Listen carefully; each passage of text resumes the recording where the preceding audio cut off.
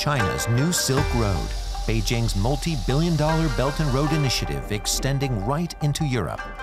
This first section from New Belgrade to Tuzla and third section from Novi Sad to Subotica are all constructed by China Railway. China aims to get its goods across Europe by train, and Southeastern and Eastern European nations are vital to that strategy. They'll enable the transportation of goods to Western Europe via a single rail corridor. For Southeastern Europe in particular, the New Silk Road project beckons with promises of new investment. For us, the Chinese have come like a gift from heaven. But China brings more than cutting-edge technology. It's also prepared to invest in older, environmentally harmful processes. Cancer is a really horrible disease. All of us know what we're in for. It's a region torn between its loyalty to Europe and the opportunities that China offers. It would be easy to convince our politicians not to get funds from the Chinese for such projects if there was a serious attempt of Europe to help us in the transition towards decarbonization.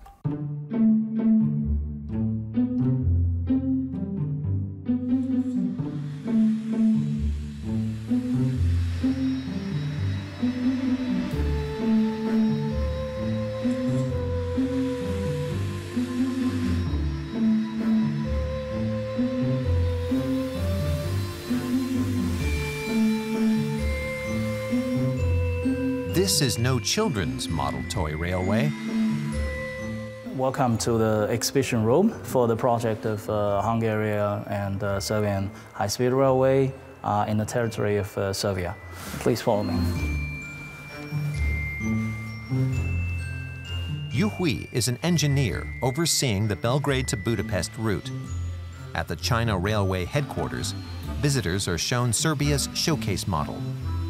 The Beijing-based engineer has traveled practically all over the world for the New Silk Road project. For me, actually, there's no such kind of challenge because I was doing a lot of international projects, not only in Pakistan. I was in Egypt, and I was in Iran, I was in Argentina. Political questions are off the table. We're only permitted to ask about the technical side of the project. The Chinese government vets all communication. The aim, to tell a success story. China can build rail routes everywhere, including in Europe. From an engineer's perspective, this is not a difficult thing. It is a reconstruction project. It is a reconstruction project. So we have a lot of experiences on that. So when this railway line is completed, the travel time from New Belgrade station to Budapest will be shortened into 3 hours. In recent years, Serbia has blossomed into China's most favored Balkan partner. Beijing has granted 10 billion euros worth of loans to Serbia, more than to any other country in the region. But the New Silk Road project has created hardly any jobs here. Even the construction is largely being done by a Chinese workforce. That's been a typical feature of the Belt and Road Initiative.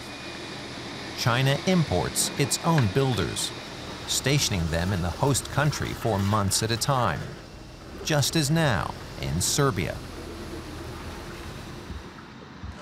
Investment from China began flowing as early as 2011, when a Chinese consortium built the Pupin Bridge across the Danube at a cost of 175 million euros. It became the symbol of Sino-Serbian friendship. Most Serbs view the flow of cash from China as a good thing, even if the money is only borrowed. The loans from Chinese state banks are quick and cheap. The construction projects are headed and carried out by Chinese firms, with even materials and machines made in China.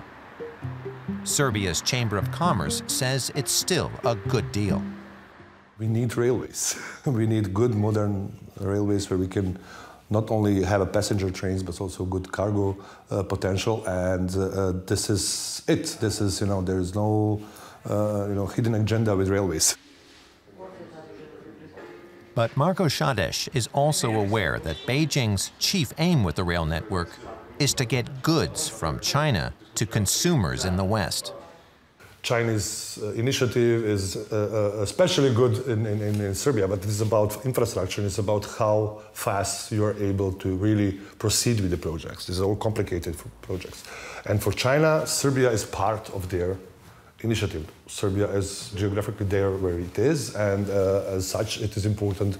I think the most important aspect of this relation is that we are on the way from China logistically to the biggest, let's say, market of 500 million people in the EU. Serbia's friendship with China is a much celebrated one. Xi Jinping and other high-ranking Chinese officials are popular guests in Serbia, as evident during this state visit to Belgrade in 2016.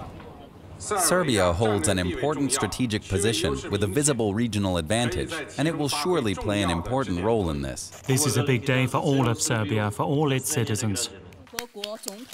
Over the past decade, Chinese money has flowed into highways, bridges, and security technology. A Serbian copper mine and a steelworks have also received Chinese funding. Now, the next project is on the table, Belgrade's metro system, and the Chinese want to build it. Serbian opposition politician Marinika Tepic is critical of the plans. She says there were no public tenders and believes corruption is involved. What alerted us was the drastic difference in estimated cost for building the Belgrade subway. In the initial contract with a French firm almost 10 years ago, the quoted cost was 2.2 billion euros. Then President Aleksandar Vučić suddenly turned up with a Chinese partner, and the cost had doubled. Now they've said it will cost 4.4 billion euros.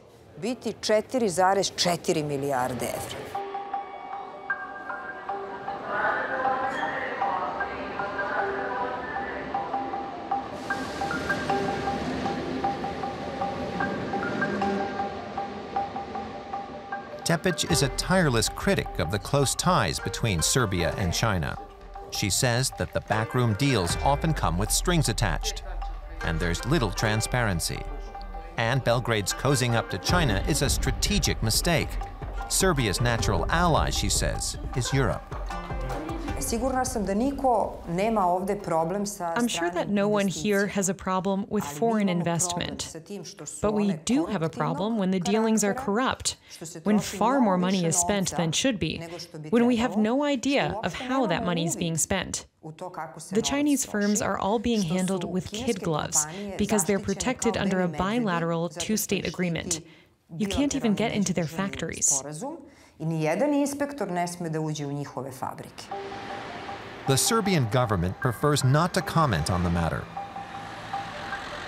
It seems content to close ranks with China, especially when there's chance of a photo op. In 2019, Chinese police officers took to the streets of central Belgrade to go on patrol with their Serbian counterparts. Ostensibly meant as a nod to the growing number of Chinese visitors to the country, it also sent a signal. China is looking out for the security of its smaller ally, Serbia. That same year, thousands of surveillance cameras suddenly turned up in central Belgrade. They'd been supplied by the Chinese telecoms giant Huawei under an initiative to make the city safe for its 1.3 million residents.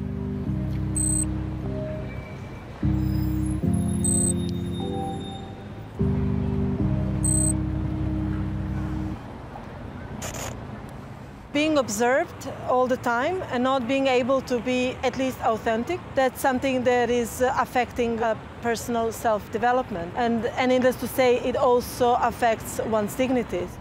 Since the cameras were installed, activists like Nevena Rusic have been trying to find out more about the deal with China.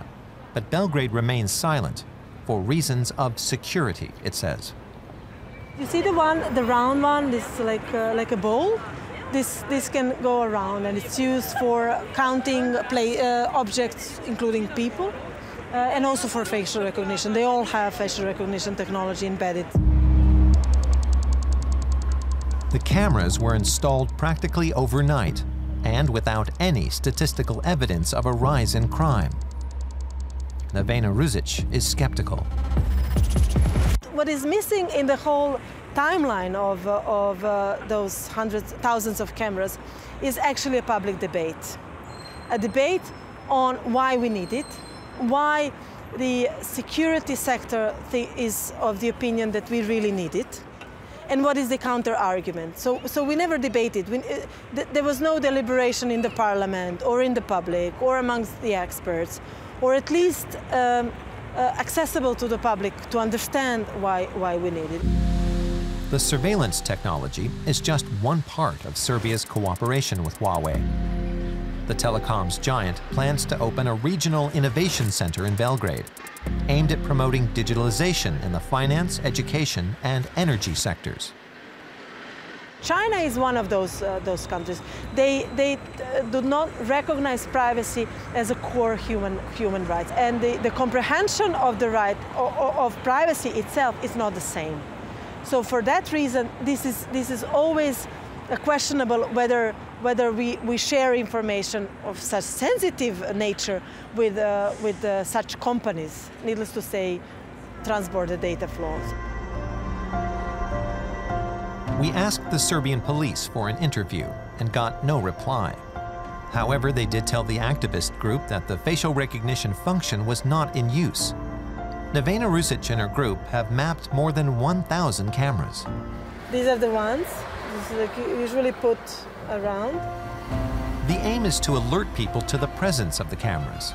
And although data privacy isn't a hot-button issue here, it could hinder Serbia's attempts to join the EU if the cameras are found to violate data protection laws.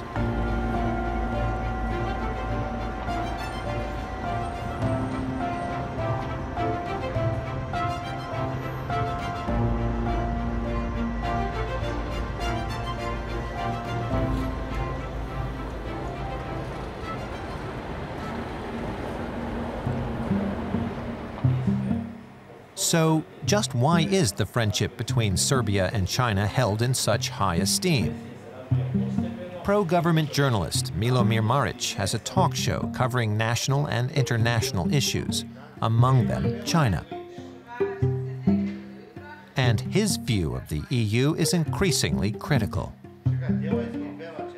I belong to the generation that dreamt the American dream. As a young man, I dreamed of joining the European Union, but I doubt I'll see it happen in my lifetime. Serbia's been in accession talks with the EU since 2014, but its ambitions of joining the bloc are still just distant.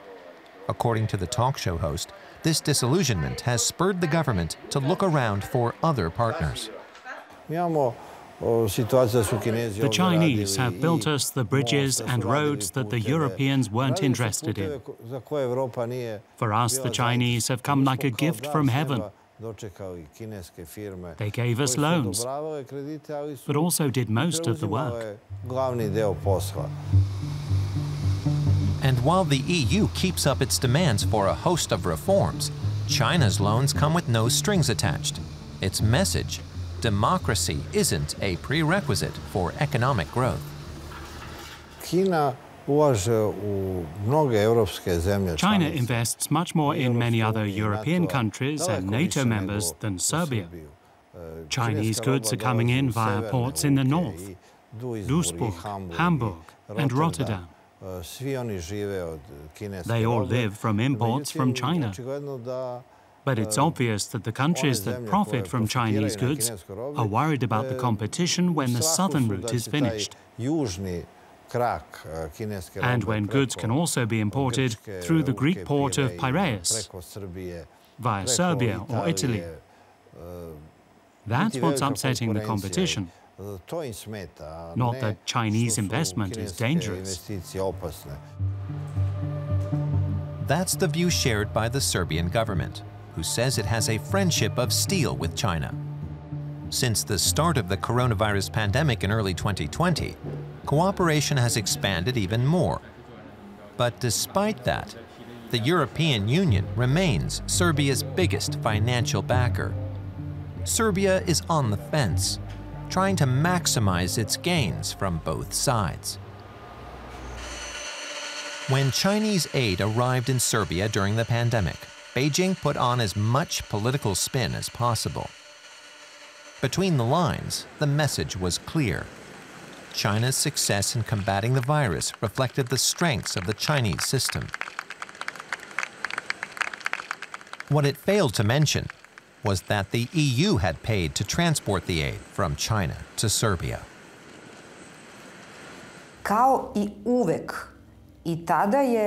As always, our government's emphasis was on the Chinese aid.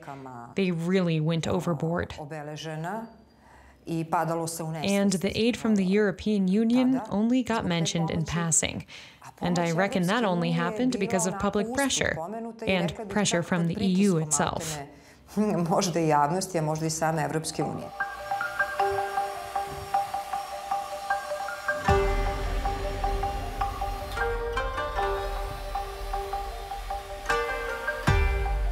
"50 kilometers from Belgrade, the Belgrade-Budapest line passes close by a nature conservation area.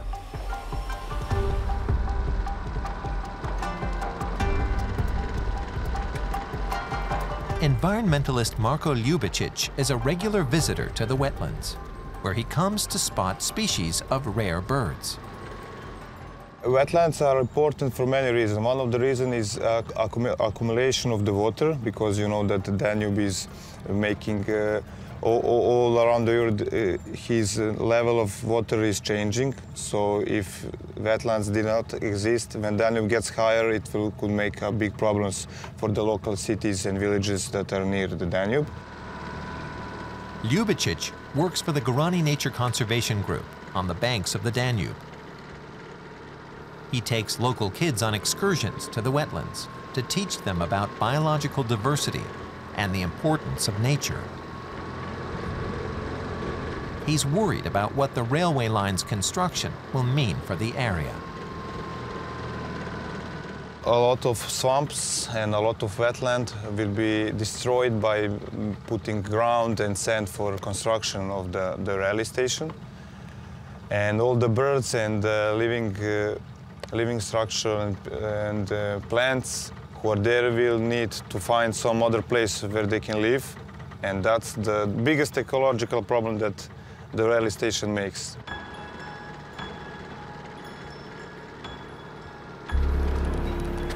Marko Ljubicic lives and works in SREMSKI KARLOVCI, a town of around 8,000 right on the Danube River.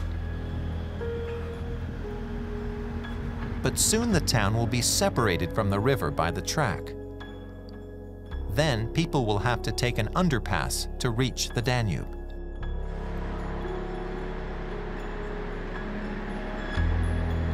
Several locals started a petition, but they couldn't influence the planning that was already underway for the railway line. The plans had been signed off on without any local input or democratic participation process.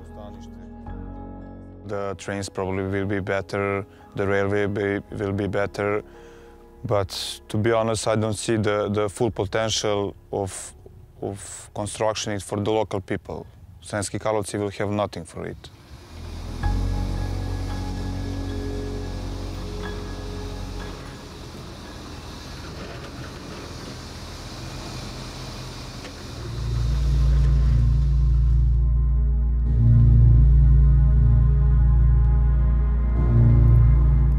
The metastasis had already spread. It happened very quickly. We went to the doctor together, She told us my father should stay in hospital overnight so that they could examine the findings. When I came back the next morning, I could already see he wasn't doing well at all. He died just 30 days later because metastatic cancer spreads really fast and gets into the bloodstream really fast. Goran Stojak lost his father to lung cancer in 2016. If you talk to people in Tuzla, you'll hear similar stories over and over again. For a long time, Goran Stojak thought he and his family were the exception. We were surprised because we thought it was a mistake. He never had any complaints, he was never sick. We were shocked, but we knew what was happening with the neighbors. You could hear them groaning and gasping for air. It's one of the most horrible diseases there is. You have to fight to breathe.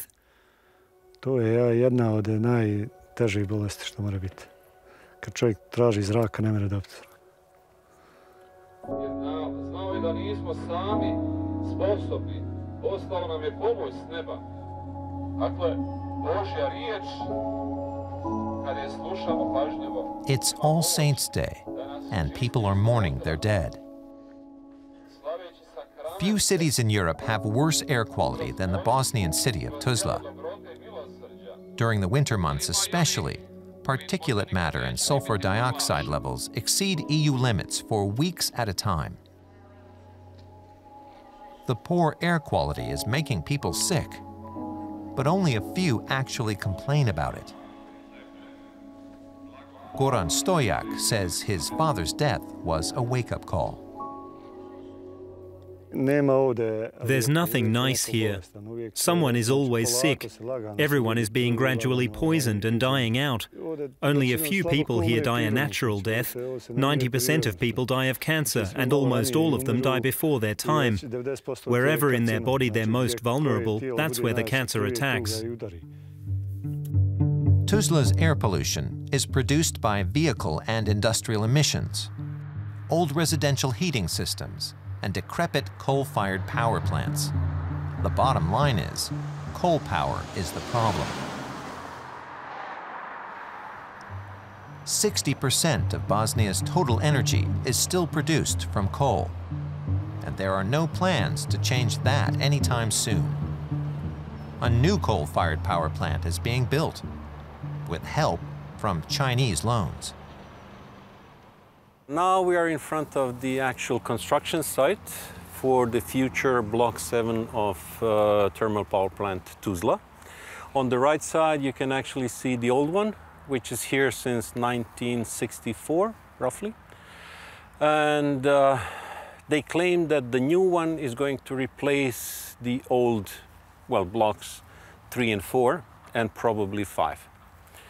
So, we see the trucks working on there, so this is, as they call it, the preparatory phase, which is done by the local companies, and they're actually preparing the construction site for the Chinese workers.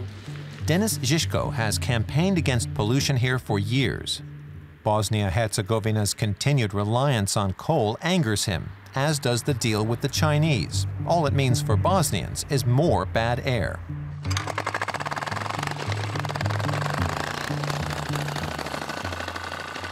The new Block 7 of Tuzla's power plant is being funded largely by money from China.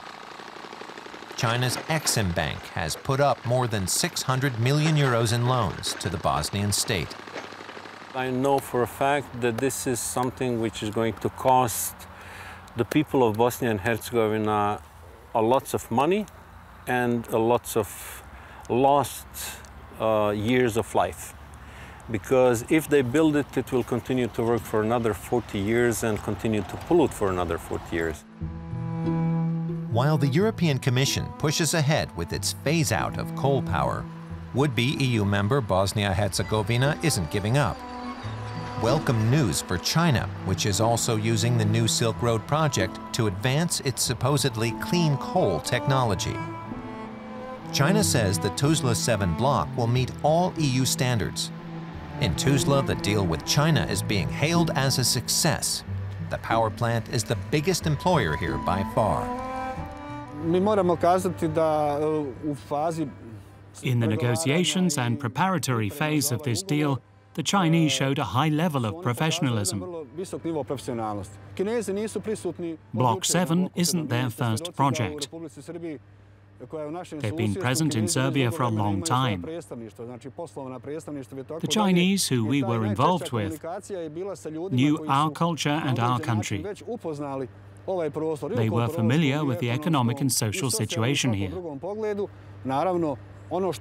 They assured us that they would be able to carry out these projects, and they had references. It might look inviting, but these waters are awash with highly toxic chemicals. They're the waste product of the power plant a few kilometers away. The waste is disposed of in the surrounding environment and left to seep into the groundwater. Denis Žižko and his team have complained for years that there are no environmental standards when it comes to getting rid of the waste produced by the power plant. That's also the case for the new Chinese block under construction. It's basically killing people and nature. I mean, that's the shortest explanation you can get. There are no proper prevention measures for this, to prevent this pollution to spread around in the area. There are no liners to prevent this water to penetrate and poison the underground water. There are no prevention measures once the surface dries out in summer. The wind just picks up the dust and takes it even to the center of town. Žižko is angry that the Bosnian government signed the deal with the Chinese. He doesn't hold the Chinese investors responsible, though. He sees his own government as largely to blame. There is a market. Our politicians are interested in building coal power plants, and China is the only one willing to give loans for such projects. When we had meetings in the Chinese embassy, let's say 5-6 years ago, when we asked the same question, why are you providing loans for coal and not for renewables, for wind, for solar, for whatever, because they produce everything? And the answer was very simple. It's your authorities which are asking us loans for this type of technology. If they ask for wind or if they ask for solar, we would be more than happy to provide that also.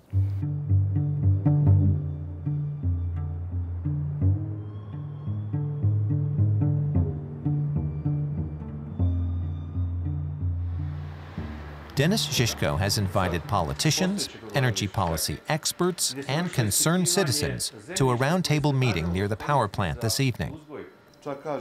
The big question: how should the surrounding towns and cities deal with the power plant waste, the ash, the dust, for the next 40 years? The green oases between Tuzla and the town of Lukvac are terribly polluted by industry, but also by private households with their own heating systems, and by traffic emissions. We just shouldn't be destroying even more nature in our region by turning it into a dumping site for ash. Residents here are no longer willing to accept the waste on their doorsteps. Goran Stojak also hopes to raise the pressure on the politicians and force them to take action. I understand people who work in the energy sector. Their whole business model rests on Block 7 being built now. And undoing all of that now, that wouldn't be easy. Even so, Denis Žižko has managed to get the issue onto the agenda. And the local politicians have agreed to try to find a different disposal site for the power plant waste. A site far enough away to spare Tuzla.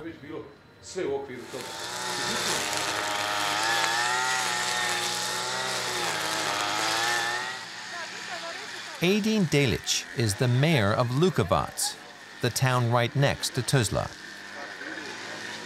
It's election campaign time, and Delic and his supporters are cleaning near the river.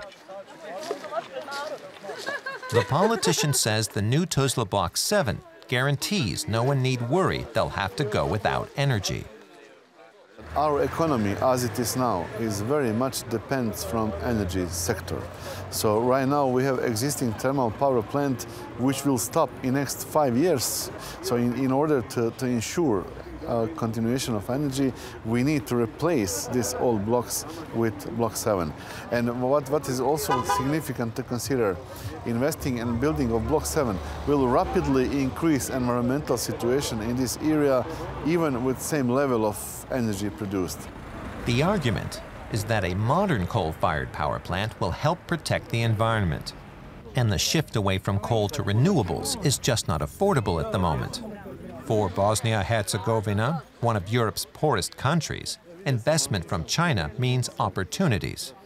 If you don't mind, I will be very open and very direct.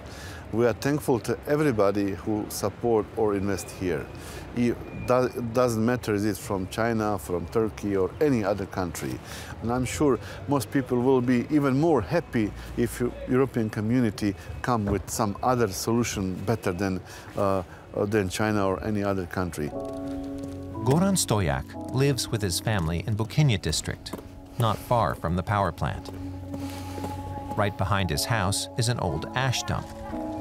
There used to be 500 residents here. Now there are only 100. His are the only children. He'd like to see Bosnia phase out coal power more quickly. Our problem is that we're surrounded by waste disposal dumps. We live between 2 coal ash dumps and a thermal power plant. We're hoping for change in the government so that the West can have some influence. Clearly, at the moment, the government is only acting in its own interests and doesn't care about the people here.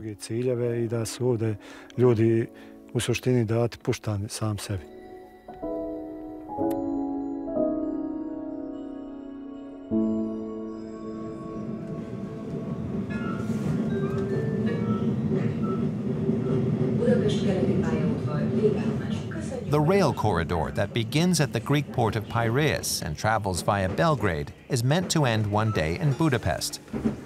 It will become the delivery route for many Chinese goods coming to the EU.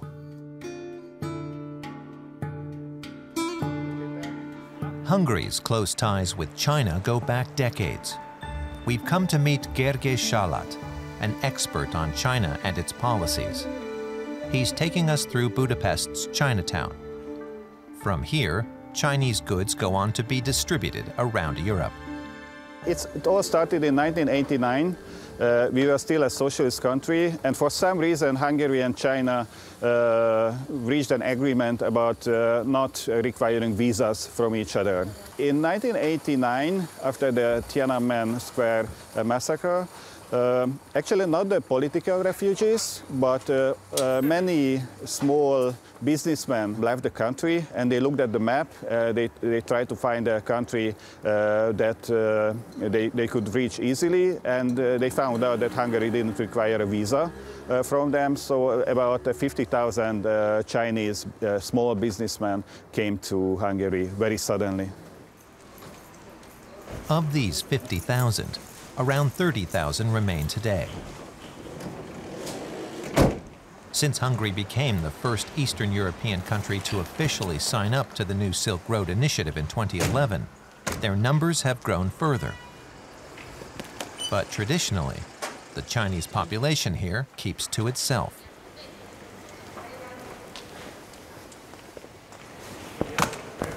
Zhenshi's family story is a typical one.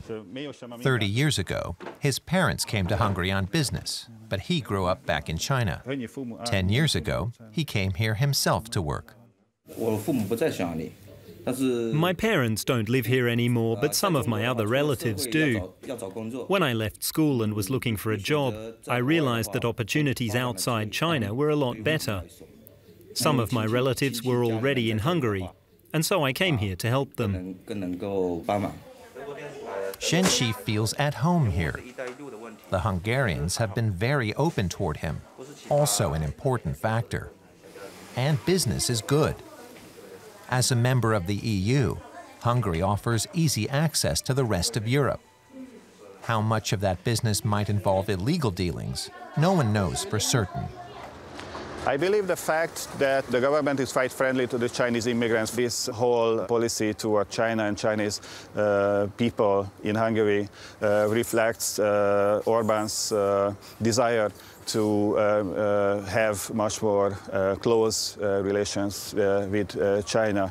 And it's quite strange that Hungarian government is quite unfriendly to immigrants, but in Hungarian public discourse, Chinese people living here, they do not count as immigrants. Indeed, Viktor Orbán rarely passes up an opportunity to publicly woo his Chinese partners. It's no accident that it also sends a message to the EU. Hungary has its sights set on the East. To develop this region, we need external technologies and financial help. European money alone is no longer enough. So we welcome, as a sign of the new world order, that China is looking to this region as a place to get involved in development. Under this new world order, Hungary has decided to profit from China as much as it can. And that despite the fact that most of the money flowing into the country comes from the EU. Gergely Salát works for Hungary's Institute for Foreign Affairs and Trade, which also produces analyses for the Foreign Ministry. I don't think that this is only the Hungarian government. Maybe the Hungarian government is the loudest in the region, but the whole of Central and Eastern Europe turned toward China about 10 years ago. And we became too dependent on the West. In turning to the East, these countries tried to get some more room to maneuver, and they are trying to decrease their over-dependency on the West.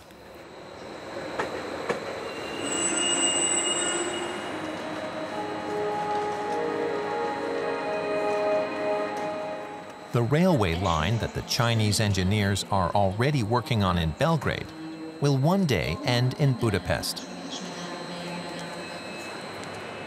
Though the project is much vaunted by the Hungarian government, construction still hasn't begun.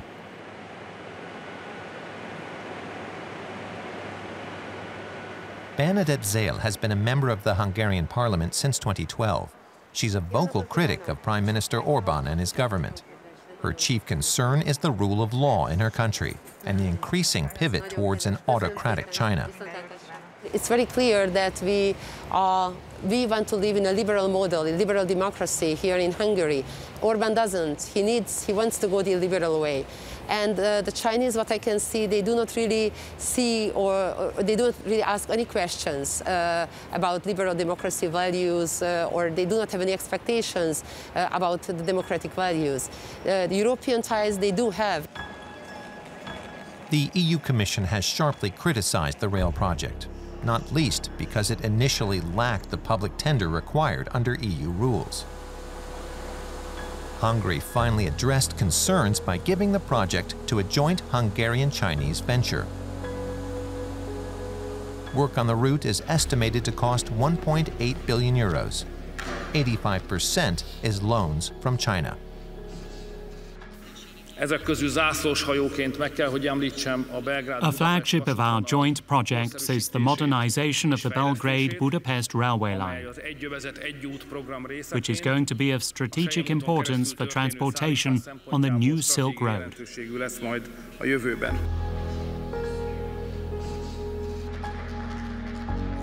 The Hungarian nation doesn't need this investment. We don't need the railway from Budapest to Belgrade at all. We would need this money to the Hungarian already existing railway system because it's in a very bad shape. The situation is even worse because we are worse off with this investment.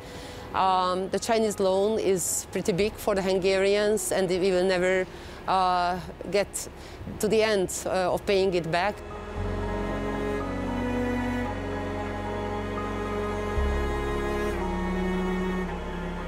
Not far from central Budapest, Ferencváros will eventually be the final station on the Belgrade-Budapest line.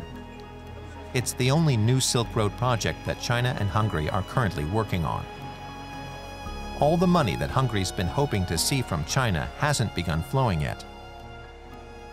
Could the Chinese be losing interest in Central and Eastern Europe? Most of the governments in this region believe that, oh, the Chinese are coming with bags full of money and they will invest here and they will build us roads and railways and everything that we want. This actually has not happened, and many countries became disappointed in China, but Hungary still sticks to it that we will try to get as much assistance from China as possible.